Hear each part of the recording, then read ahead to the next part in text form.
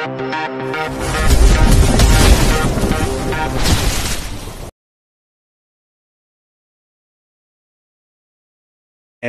58. Pernikahan kontrak Sang CEO. Pagi hari setelah keluar dari kondominium, Andrew memerintahkan supir untuk menuju ke perumahan real estate yang terletak di kawasan dekat pantai.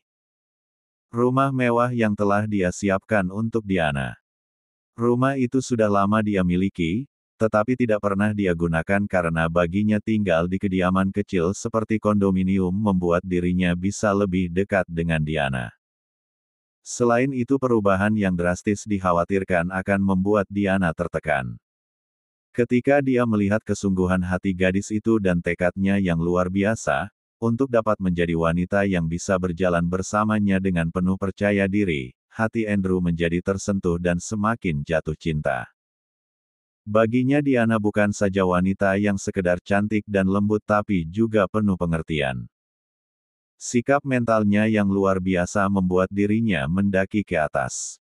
Andrew mengetahui kalau Diana mengikuti beberapa kursus bahasa asing dan kursus kecantikan adalah untuk membuat dirinya selangkah lebih naik. Dengan segala yang dia miliki juga tekad yang luar biasa tidak membuat pribadinya berubah. Dia tetap wanita cantik yang lemah lembut dan selalu menaruh perhatian terhadap Andrew dan Conrad. Dan Andrew tidak dapat menunggu lama. Dia sudah memerintahkan Brian untuk membuat rumah tersebut menjadi siap dipakai. Brian memang sepupu sekaligus asisten yang luar biasa. Memasuki halaman mansion yang baru, Andrew segera turun dan disambut oleh kepala pelayan, John. Pria separuh baya ini sebelumnya adalah pelayan di rumah orang tua Andrew. Hubungan baik di antara mereka membuat Andrew memutuskan untuk membawa John bersamanya dan membantu menjaga Diana. "Pagi Tuan Andrew, bagaimana kabar Anda?" sapa John ketika dia membukakan pintu. "Baik. Bagaimana semuanya, apakah sudah rapi?" tanya Andrew langsung ke pokok permasalahan. "Sudah Tuan. Apakah Anda mau berkeliling?" tanya John. "Iya." Mereka mulai berjalan masuk melewati ruang tamu, yang dibatasi dengan lemari buffet yang indah menuju ke ruang keluarga yang luar biasa besar dengan smart TV terbaru berukuran jumbo.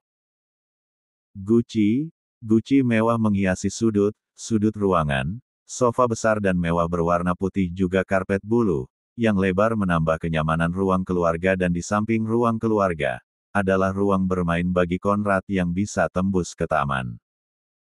Terdapat 3 kamar tamu di lantai bawah dengan jendela menuju taman tapi tidak memiliki pintu yang menembus ke taman. Melewati ruang keluarga adalah ruang makan yang dibatasi oleh dinding dengan lukisan pemandangan jembatan Venice yang besar. Lukisan yang disukai oleh Diana dan dibeli Andrew. Akan menambah kejutan.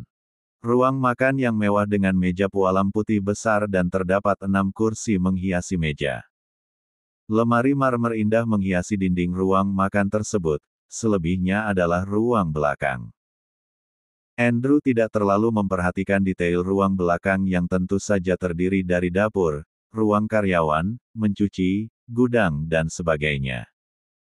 Kemudian mereka menaiki ruangan di lantai atas. Lantai atas terdiri dari kamar utama, ruang kerja, kamar Conrad, ruang fitness dan ruangan keluarga. Kamar utama mereka memiliki balkoni luas dengan pemandangan kolam renang di bawah. Desain interior rumah sudah sedikit berubah dari pertama kali dia membelinya. Andrew mengamati setiap detail ruangan dengan desain interior yang sudah sedikit berubah. Simple, elegan dan mewah. "Apakah Brian membawa desain interior yang baru?" tanya Andrew. "Benar Tuan," sahut kepala pelayan John hormat. Andrew mengangguk mendengar jawaban kepala pelayan John. "Dia masih di sini Tuan," sambung kepala pelayan. "Maksudmu orang yang merancang desain interior ini?" "Lihat Tuan. Dia datang tadi pagi untuk memastikan segala sesuatunya sebelum Anda datang. Bawa dia ke ruang tamu. Aku akan mengucapkan terima kasih." Perintah Andrew. "Baik Tuan." Kepala pelayan segera turun ke bawah dan menuju pintu samping yang tembus ke kolam renang. Sedangkan Andrew menuju ruang tamu. Pagi Tuan, Nona desainer sudah di sini. Silahkan duduk. Andrew mempersilahkan duduk ahli desain interior tersebut. Terima kasih Tuan. Nama saya Grisela. Saya adalah orang yang ditunjuk oleh Mer. Brian untuk memberikan sentuhan nuansa baru di rumah ini. Apakah semua sesuai selera Anda Tuan? Tanya wanita yang tak lain adalah Grisela sahabat baru Diana. Semua bagus. Mungkin hanya beberapa sentuhan di gorden yang harus dirubah setiap bulan. Baik Tuan. Warna apa saja yang hendak Anda gunakan? Tanya Grisela. Saat ini gorden di setiap ruangan berwarna coklat kemasan. Bisa kau tanyakan nanti kepada calon istriku. Jawab Andrew. Tentu saja Tuan.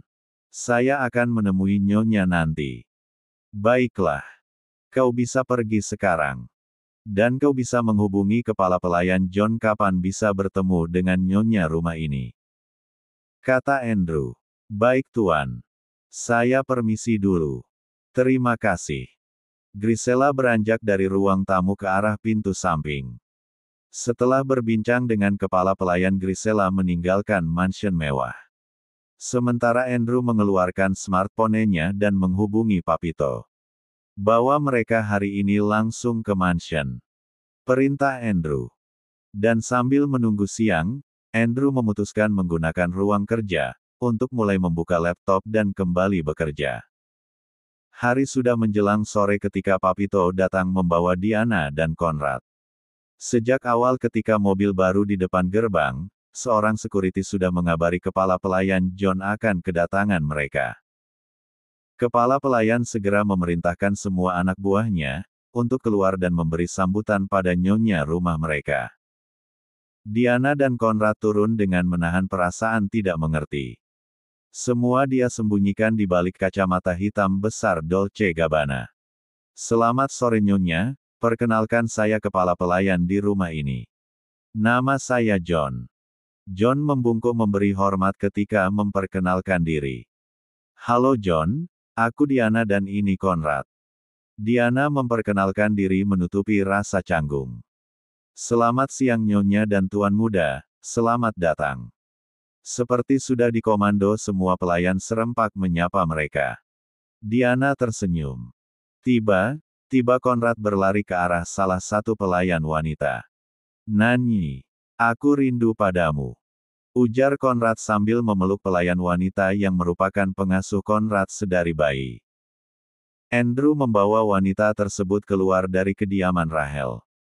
Meskipun Rachel berulang kali berusaha mencari informasi, di mana Andrew menyembunyikan Diana dan Conrad, tetapi semua sia-sia. Bahkan Nani pun tidak mau memberitahukan meskipun sudah diancam dengan berbagai cara. Mari Nyonya, Tuan sudah menunggu Anda di dalam. Kepala pelayan John mengajak Diana ke dalam. Baru saja hendak memasuki pintu rumah, Andrew sudah muncul dan memeluk dirinya. Memberikan kecupan ringan di kening dan bibir. Kepala pelayan John segera mundur beberapa langkah, sementara para pelayan yang melihat kemesraan mereka tersenyum bahagia. Nyonya yang cantik dan anggun tampak baik hati sedangkan tuan mereka begitu tampan dan gagah. Andrew. Mansion siapa ini? Tanya Diana setelah ciuman di bibir selesai. Mansion kita sayang. Rumah kita. Jawab Andrew dengan mesra. Rumah kita. Tanya Diana tak mengerti. Lia sayang. Kita akan menempati rumah ini mulai sekarang. Diana tampak terkejut dengan perkataan Andrew. Sebuah kejutan yang tidak pernah dia pikirkan.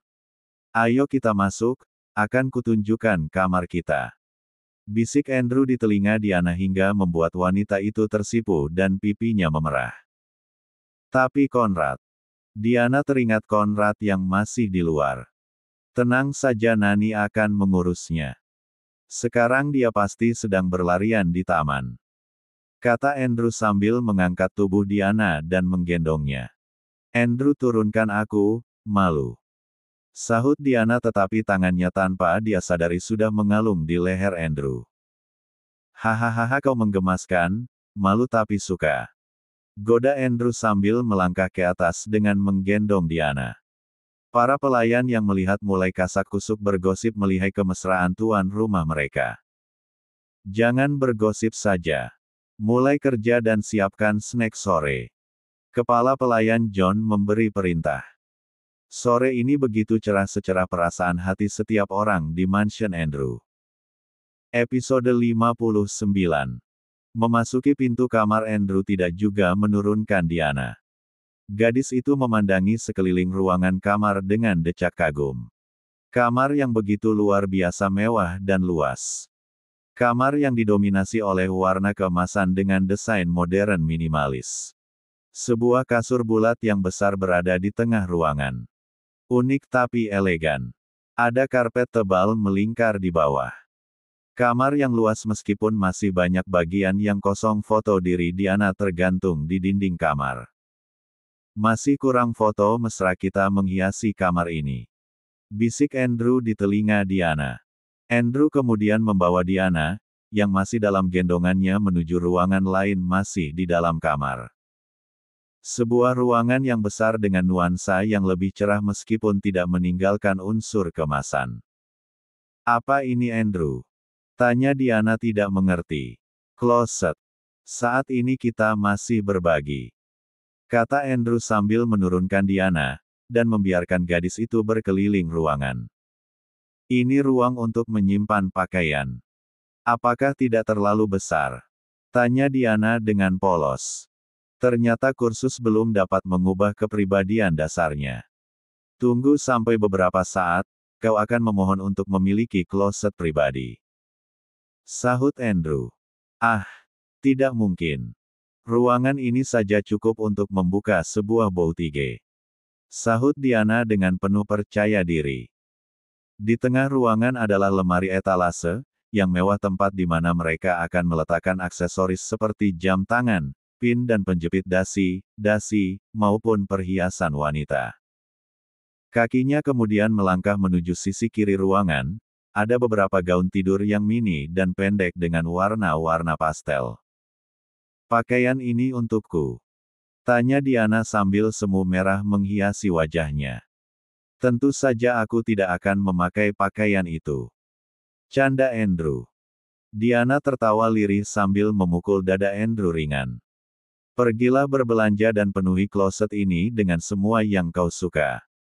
Kata Andrew sambil memeluk Diana dari belakang dan menyandarkan kepalanya pada kepala gadis itu. Tidak perlu, aku bisa membawa pakaian di kondominium kemari. Tolak Diana halus. Biarkan pakaian itu di sana. Kau isilah tempat ini dengan yang baru. Aku akan berbelanja denganmu besok. Baiklah. Diana enggan berdebat karena pada akhirnya dia juga yang akan mengalah. Kondominium akan menjadi tempat kita bila hendak berduaan saja. Bisik Andrew lembut di telinga Diana. Kecopan lembut di telinga. Andrew berlutut di depan wanita pujaannya, sambil mencium perut dan membelai gadis itu. Dan selanjutnya teman-teman pasti tahulah apa yang akan terjadi. Sementara itu di lantai bawah, Conrad sangat asyik menikmati mainan baru yang berada di ruangan bermain. Nani. Conrad suka dengan mansion ini. Ujar bocah kecil itu dengan riang. Lia. Nani juga suka. Ujar wanita pengasuh yang memiliki nama asli Maria. Nani kemana saja, waktu Conrad di kondominium, kenapa Nani tidak ikut? Tanya Conrad. Lia, Nani masih harus menyelesaikan beberapa hal. Oh, Nani ya yang siapkan semua ini buat Conrad. Lia atas perintah Dedi. Jawab Maria. Terima kasih Nani, Conrad suka sekali. Ujar bocah kecil itu dengan riang. Nani mengamati perubahan pada Conrad. Dulu dia adalah anak yang tidak banyak bicara dan sedikit tertutup. Kenakalan yang dimilikinya hanyalah karena merasa kesepian dan iri melihat teman-temannya bermanja-manja dengan orang tua mereka. Conrad, apakah kau merasa bahagia bersama dengan Nyonya Diana? Tanya Nani hati-hati. Tentu saja Nani, Unti Diana sayang sekali sama Konrad. Konrad senang tinggal dengan Unti. Konrad mau memanggil Unti dengan sebutan Momi, tapi belum boleh sama Dedi. Nani juga sayang sama Konrad. Rajuk wanita pengasuh itu pura-pura cemberut. Lia Konrad tahu. Tapi Nani kan gak bisa jadi Momi Konrad. Sahut bocah itu polos. Haha tentu saja tidak bisa. Nani tertawa geli. Sebagai seorang Nani dia adalah salah satu orang yang mengasihi dan prihatin dengan Konrad. Usianya yang sudah berkepala 5, tapi belum menikah membuatnya merasa bahwa Konradlah satu-satunya cucu yang dia miliki. Nani akan tinggal di sini kan dengan Konrad. Nani tidak akan kembali ke rumah Momi Rahel kan? Tanya Konrad dengan nada khawatir. Nani akan tinggal bersama Konrad di sini. Jawaban Nani membuat Konrad merasa lega. Nani, Konrad beritahu sebuah rahasia ya. Sini. Jari-jari mungilnya memberi isyarat kepada Nani untuk mendekat. Kemudian dia berbisik kepada Nani, Nani tidak boleh beritahu Unti tentang Momi ya. Kata Dedi nanti Unti bisa pergi. Wajah Konrad tampak serius dan menuntut Nani untuk menyimpan rahasia itu. Tentu saja. Jawab Nani Maria. Janji ya. Konrad mengacungkan kelingkingnya dan bertautan dengan kelingking Nani. Sebelum mereka datang, Brian sudah memberikan pesan kepada karyawan lama, yang sudah mengenal Andrew agar merahasiakan tentang Rahel, hingga permasalahan Andrew dan Rahel selesai. Perceraian ini bukanlah hal yang semudah cerita fiksi. Meskipun Andrew sudah merekrut 10 pengacara ternama. Kedua belah pihak sama memiliki kartu as. Hanya apabila Andrew memiliki kartu Joker maka dia bisa mengalahkan Rahel. Masa penantian yang lama bagi Andrew untuk dapat mengikat Diana dalam tali pernikahan. Andrew sengaja memindahkan mereka ke mansion ini karena kata Rahel yang akan menyakiti Diana dan Konrad. Kekhawatirannya membuat dia memutuskan untuk secepat mungkin membawa mereka pindah. Meskipun artinya bila Konrad akan pindah sekolah lagi dan jarak Andrew ke kantor akan semakin jauh. Konrad, mau istirahat atau mau bermain di luar? Tanya Nani. Swimming Nani. Ayo renang. Konrad menarik tangan Nani ke arah kolam renang luas di samping rumah. Segala perlengkapan berenang sudah ada di ruangan ganti dekat kolam.